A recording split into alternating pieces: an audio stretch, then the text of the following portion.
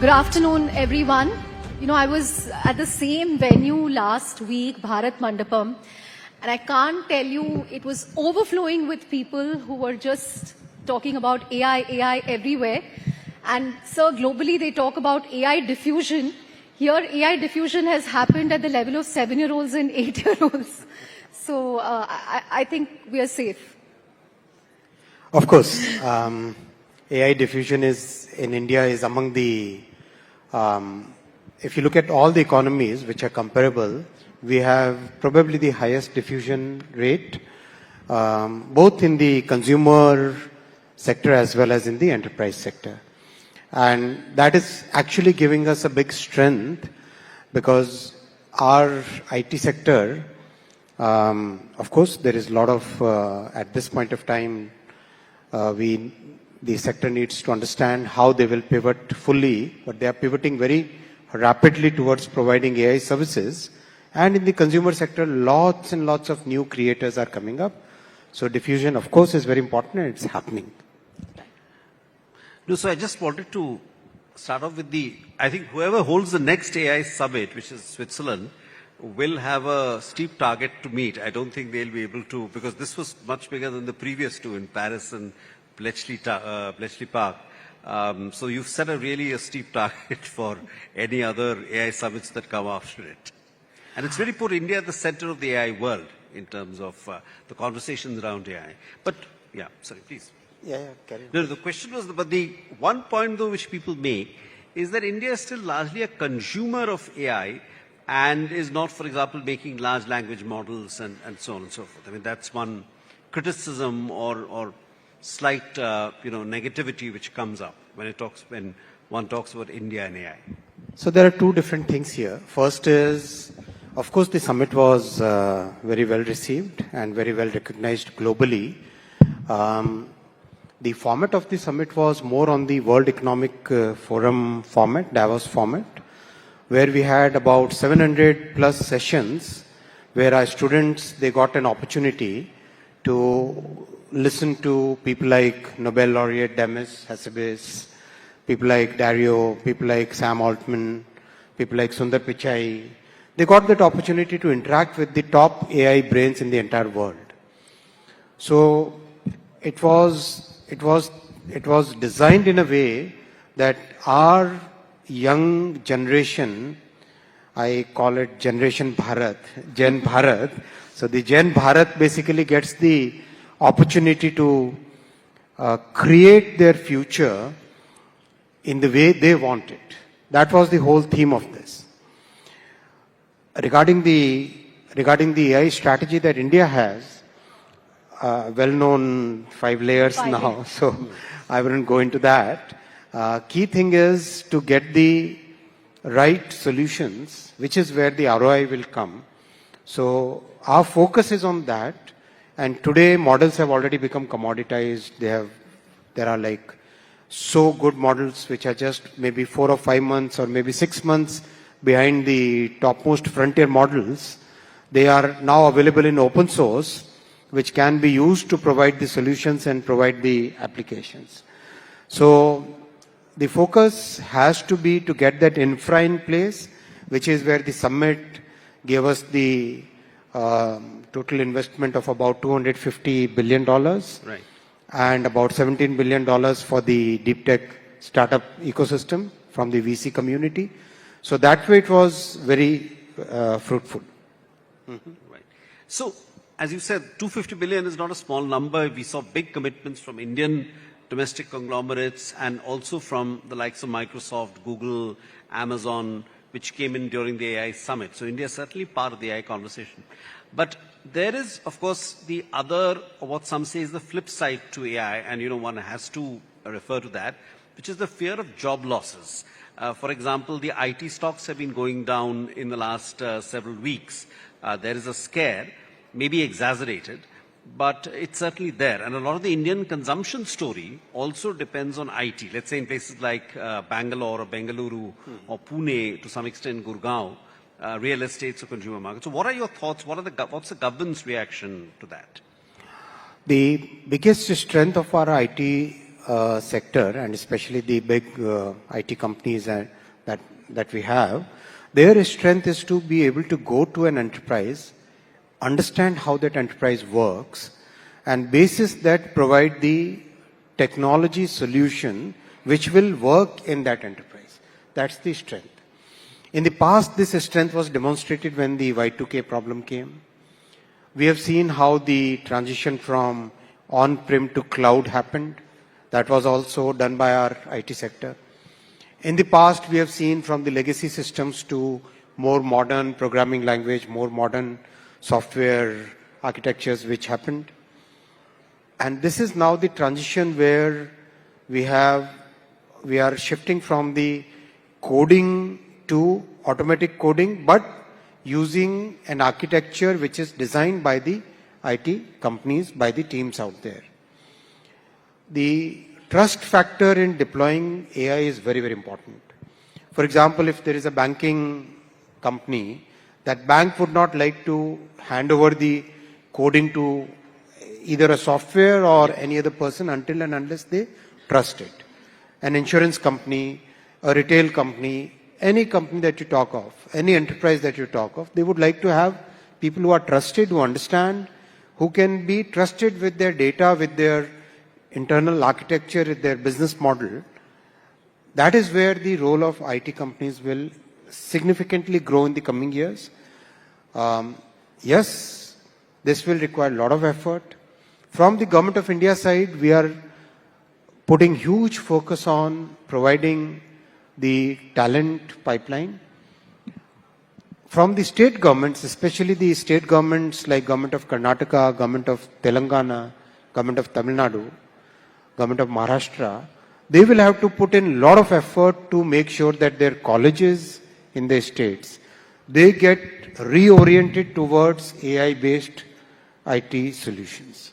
So the responsibility will have to be taken by the IT industry as a primary, and the state governments and central government. We will be there fully to support this transition. I am personally discussing with practically every IT industry leader, and whatever support they need, we will provide. The state governments will also have to take a large part because the colleges are located within their jurisdictions, so they will have to also take a large part of this work. Right. Just a follow-up to that, sir. If you look at the pace of AI advancement, it's almost like gradually and then suddenly, because in the last 1 month, there have been so many advancements. Every day we see one new industry or function getting disrupted whenever Anthropic makes some release, for instance. So while, the industry grapples with this and they upskill employees, is it going to be a very painful transition period? What's the backstop that, we have? Because this has been a huge source of employment for engineers. And as Bodhi said, it will have second-order effects on consumption, investment, basically the entire economy. So should we prepare for a painful transition period, say, for the next 1 to 2 years before, it's determined what new types of jobs are getting created? We must be prepared. We must take it very seriously. This is once in a generation kind of transition which is happening. So we must be prepared for it, and we must take every action proactively. That's precisely the reason why we started the Future Skills program almost 3.5-4 years ago.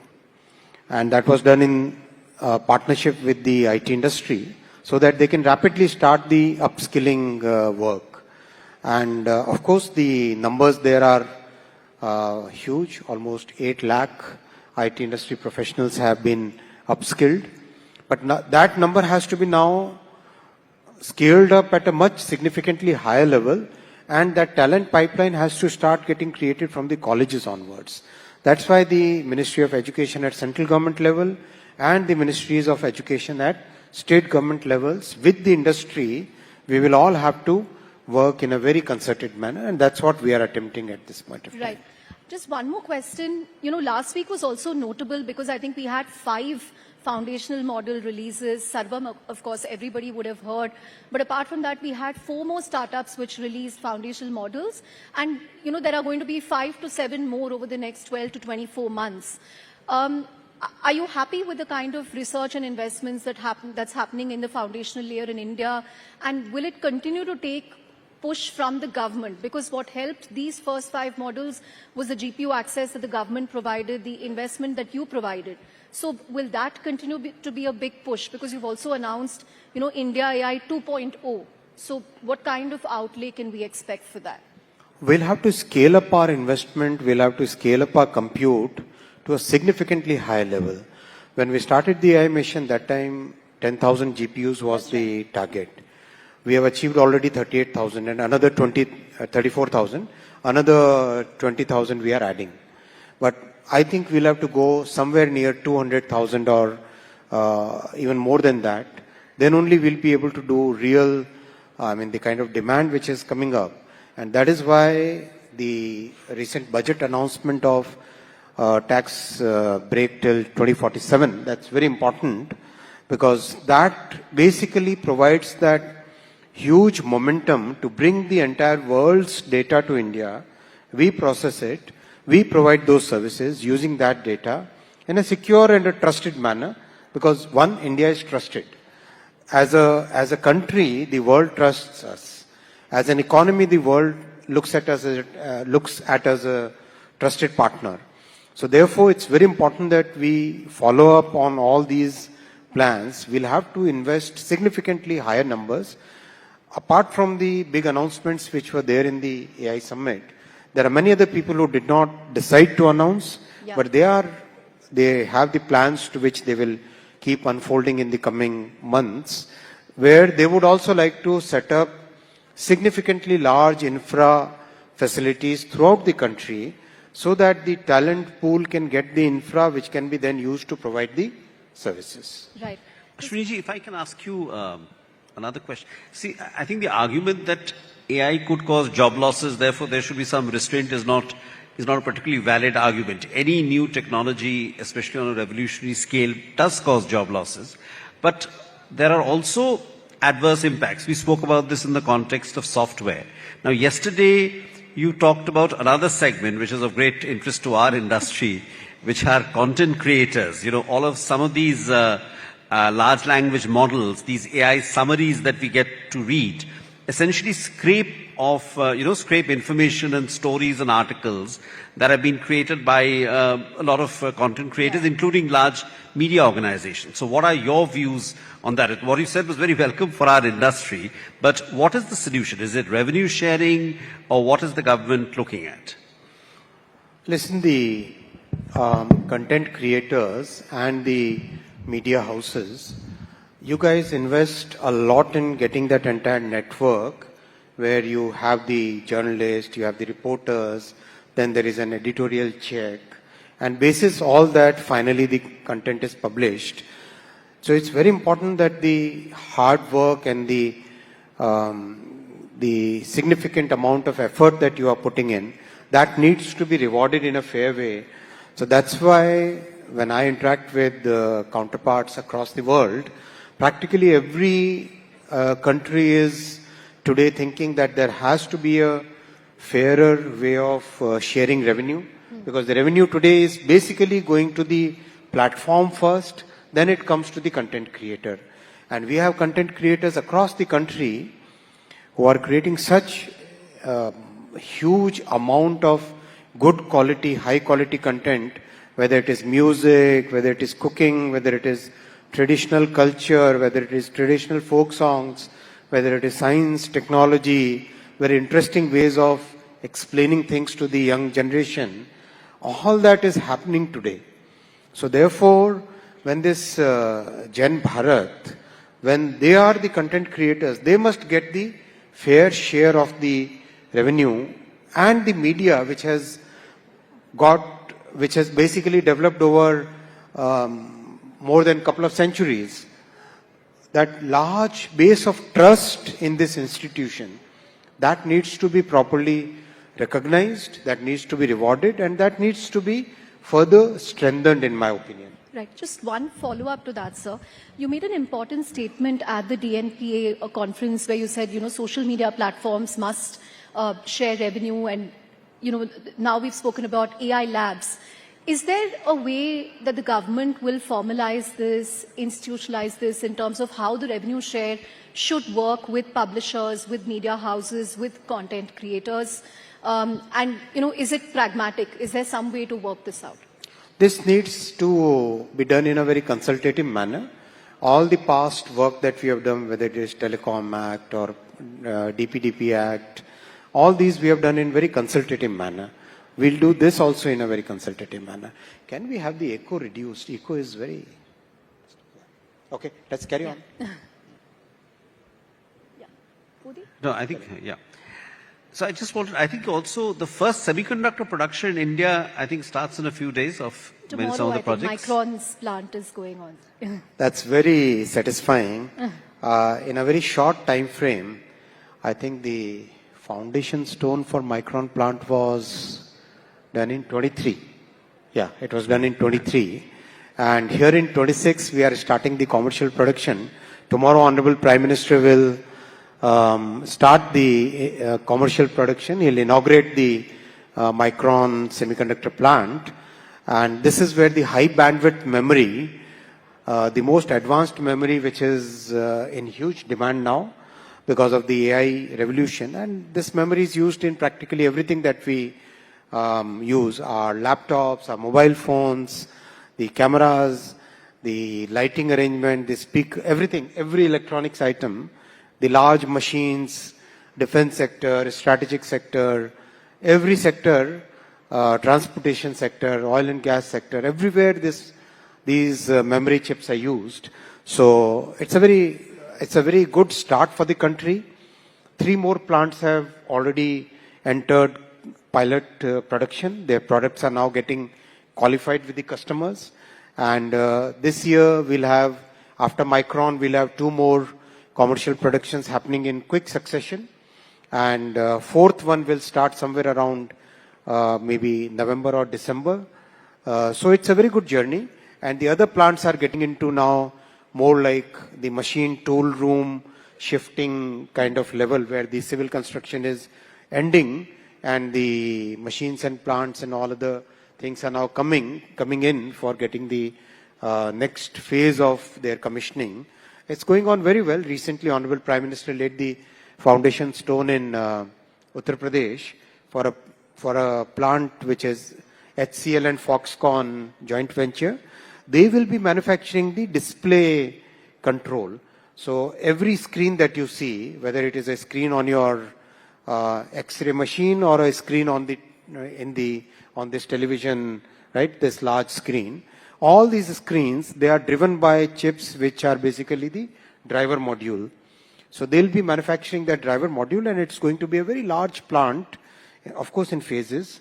Right. But they, like most of these plants, will be meeting substantial part of their global demand from these plants. So this is a very, very satisfying journey, I would say, because our country has been looking for a semiconductor industry for almost 6 decades now. Yeah. After 6 decades, we have had this big break.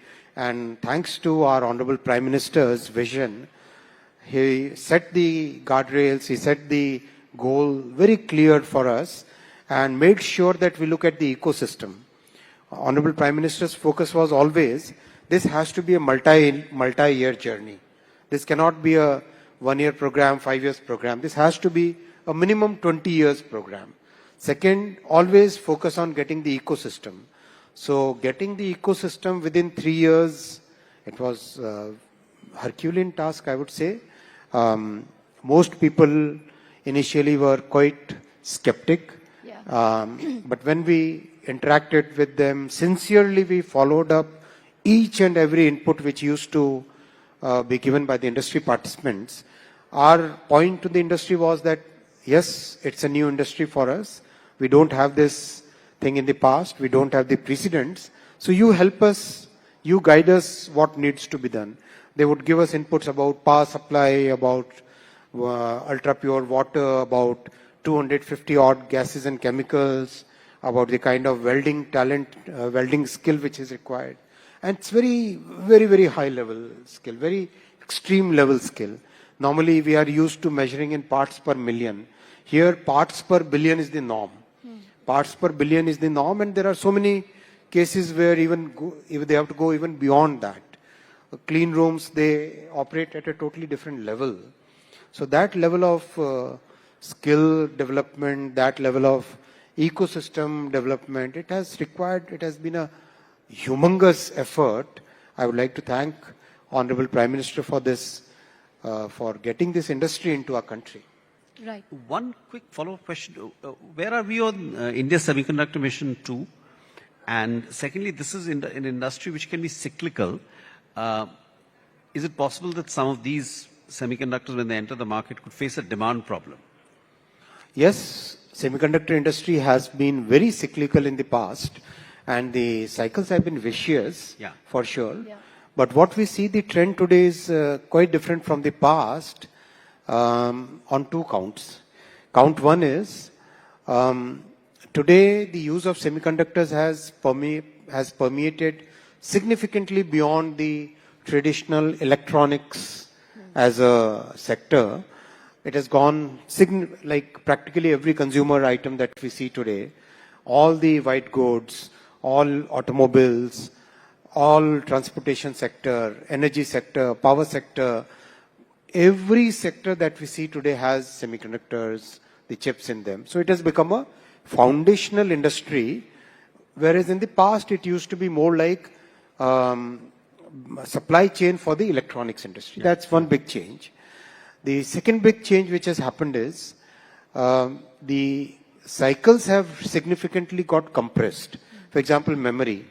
The memory cycles used to be such vicious that practically every cycle, 60% of the industry would get consolidated into one company. That used to be the past norm. Those things have changed now. Now the cycles are there. They are more like a typical business cycle where ups and downs are there, but the slope is, the gradient is consistently up. That is that up cycle over which there are smaller cycles. In fact, the industry was expecting $1 trillion size by 2031. Now that 1 trillion mark is now already advanced to 29 or 28 even. Some people call it even 28. What we have done different is, one, of course, getting the ecosystem. Second, we are creating a huge talent pipeline. Today we have 315 universities where students are actually using the world's most advanced EDA tools from Cadence, from Synopsys, from Siemens. And if you compare globally, outside India, rest of the world, including the developed countries, there are not even 20 universities where students will get the entire end-to-end capability of designing a chip, manufacturing it, validating it, and using it in a module.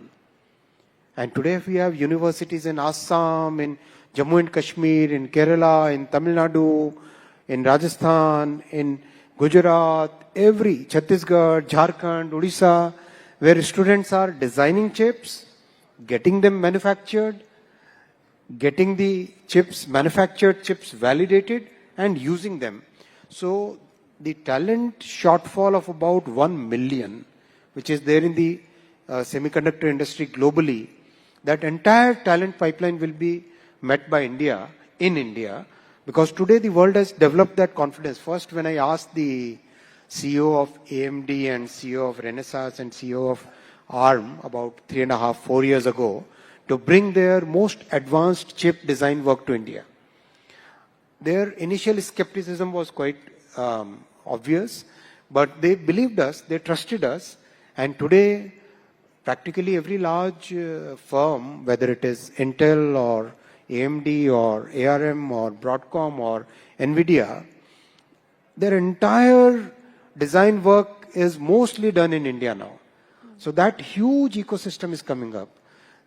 Then the startup ecosystem which has come, and startup as well as the experienced people from other large companies who are coming out and setting up their own companies for creating that design ecosystem. That's phenomenally important for us. And that is where the initial push that initial significant effort is required, that will grow like a hockey stick, like a exponential curve, because that large learning curve is now behind us. Now the time has come that inflection point in the S curve is now upward. So that thing is very clearly in front of us. Right. I also wanted to ask you about data centers where India has received significant investments in the last year. The budget also announced a huge tax holiday for people who are investing in data centers here. But you know, people also have concerns about what this will do in terms of electricity consumption, water consumption. Will it create the proportionate amount of jobs? How would you respond to that, sir? Very important point. Unlike many rich countries, we are having a grid which is practically rebuilt over the last decade. It's very different from the developed world where the grids are maybe 30 years, 40 years, 50 years vintage. Our grid is designed for that ups and downs which come with the renewable energy. Because our Prime Minister put huge focus on getting the renewable energy capacity, and we are one of those very few countries where our renewable and power generation capacity is today 50% of the total power generation capacity.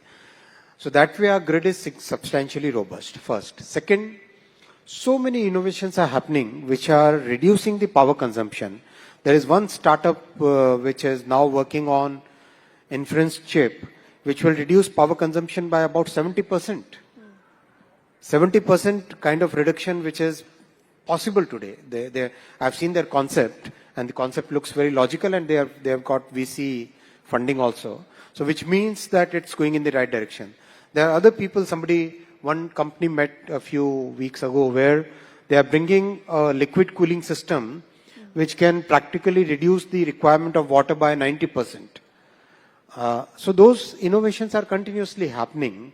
What's important is getting the renewable energy sources, which in our country we have a very significant development of the last decade. Second, getting the grid to be more smart and robust, which is what our efforts in the last 10 years have paid off. So Ashwini ji also wears his railways hat, but before we move on to railways, I just wanted to ask that one, if he could, there was also an innovative protest, if one can put it that, held at the AI summit, which in some ways kind of was one of the, I don't want to use the word highlight, but one of the unusual events of that summit. So it's not surprising the way Congress has kind of gone to a level which basically is, today the entire country is kind of, nobody likes this kind of, when the entire world is assembled here, the entire world is coming to our country, they recognize the value that our country has, and that time doing that very mean thing was something I don't think, how many in the audience feel that they did the wrong thing? Practically, the entire audience feels that they did the wrong thing, right? So this kind of behavior from the Congress is something which the Gen Bharat will not accept, for sure. Our Gen Bharat, the young people, will not accept this kind of mean behavior. The Gen Bharat is looking at the world from optimism. The Gen Bharat is looking at the entire world with a lot of energy, with a lot of positivity, with a lot of enthusiasm. The Gen Bharat wants to create solutions for the world. The Gen Bharat is not into those negative, mean, small thinking kind of things which Congress has done. And Congress will basically be, the country has shown their place to them. So just to go on to railways, so you've talked about 52 reforms in 52 weeks. Tell us a little about that. Your capex, so I think, is also doubled, if my numbers are correct, over the last capex utilization is very high. Yeah. Practically, over last many years now, CapEx has been increasing from just about 25,000 crore rupees a decade ago. Now it is about 2,72,000 crore, and next year it will be 2,90,000 crore. And CapEx utilization is very high. Even in the current year, we have, as on today, we have done about 94% of our CapEx utilization, and March has not even started, right?